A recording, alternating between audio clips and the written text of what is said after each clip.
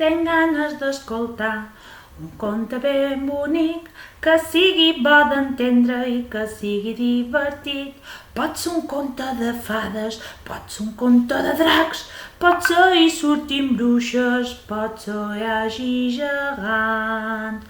Hola, nens i nines, esteu a punt? Avui contarem un conte d'un caragolet. Aquest conte se diu La casa més gran del món. I diu així: La casa més gran del món.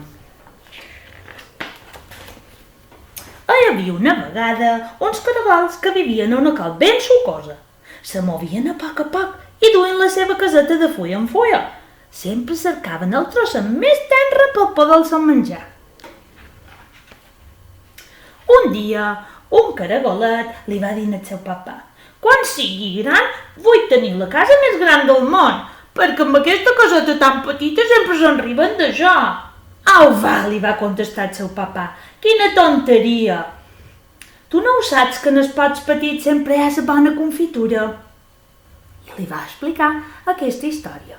Fa anys i panys, un caragolet com tu li va dir al seu papà que volia tenir la casa més gran del món. I el seu papà, saps què li va contestar? Que en els pots petits hi ha la bona confitura. Era millor tenir una caseta lleugera i fàcil de transportar.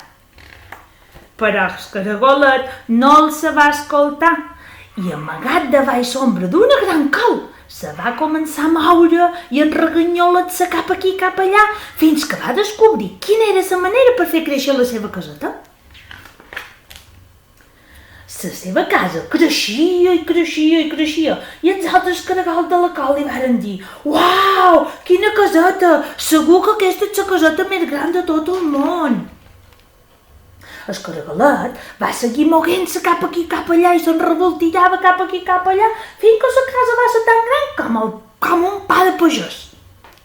Mireu si era de gran. Aleshores, sabeu què va descobrir? Va aprendre com fer sortir un bonys grans i punxeguts. Sabeu com?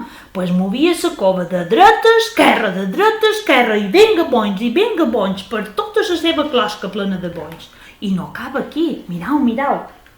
Fent força per aquí, fent força per allà i desitjant-lo amb moltes ganes, va poder afegir-hi colors vius i uns dibuixos d'allò més bonics.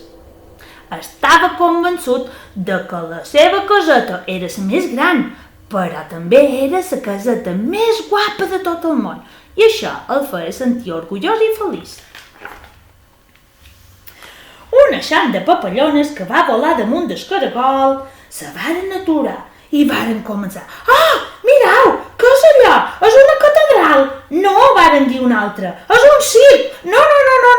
Però cap no va endevinar que allò que veien des del cel era la caseta d'un caragol. I una família de granotes que varen anar a ballar un estanc, quan varen veure aquell caragol, se varen aturar totes bocabadades. «Però què és això? I sembles un pastís d'aniversari? Tu no te sembles un caragol? I quina caseta més estranya que dus!» I se'n varen anar a l'estanc a nedar. Un dia, quan tots els caragolets que vivien a la col s'havien menjat totes les fulles de la col i només quedaven 4 tiges plenes de nusos, els caragols varen marxar a un altre col que hi havia allà de vora. Però el pobre caragol, amb aquella cosa tan feixuga, no se va poder moure. La seva casa pesava massa. I va quedar-se enrere, i com que no tenia res per menjar, se va anar morint. No va quedar res més que la seva caseta, que a poc, en el pas del temps, també se va anar esmicolant fins que no van quedar ni una engruna.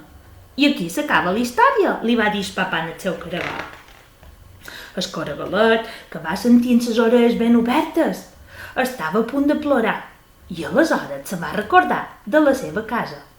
Millor que sigui petita, va pensar, i així, quan sigui gran, me podré anar allà on vulgui, no ho trobes, papà? Clar que sí, fill meu, no te preocupis. Un dia lleuger i ple de joia, el caragolet, en la seva caseta petita, va poder marxar a veure món. Hi havia fulles, va arribar a un bosc, Hi havia tiges fresques, herbeta fresca per menjar i li va agradar moltíssim aquell bosc que va trobar.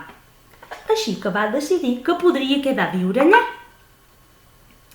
I sempre, quan trobava altres caragols i li demanaven com és que tenia aquella caseta petita, ell sempre explicava el conte de la casa més gran del món que el seu papà li havia contat. I pur mai no va tenir necessitat de tenir cap caseta tan gran.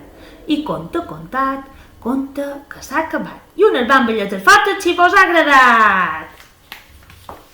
Adeu!